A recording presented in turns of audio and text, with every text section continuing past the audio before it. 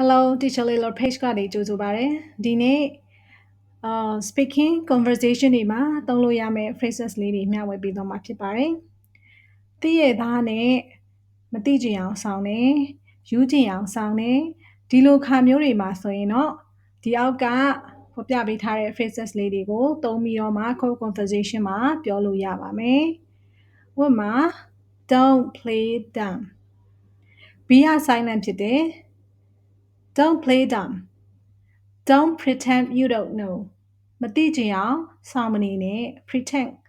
ဟန်ဆောင်တာ pretend ပေါ့နော်။တော့နောက်ထပ်don't play dumb လို့ပဲသုံးလို့ရတဲ့ဟာလေးကတော့ don't act clueless.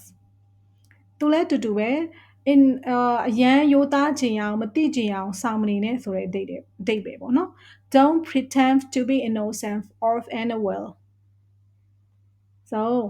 ဒီနေ့ဝေမျှပေးလွှားတဲ့ phrases လေးတွေကိုလိုက်ဆိုကြည့်အောင် Don't play dumb Don't act clueless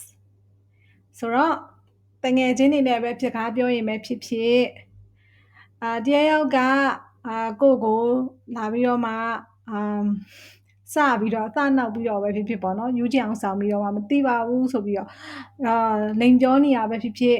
ဒါမျိုးဆိုလို့ရှိရင်ဒီစကားလုံးလေးတွေကိုဒီ phrases လေးတွေကိုသုံးပြီးတော့မှ react ပြန်လုပ်ကြမယ်လေ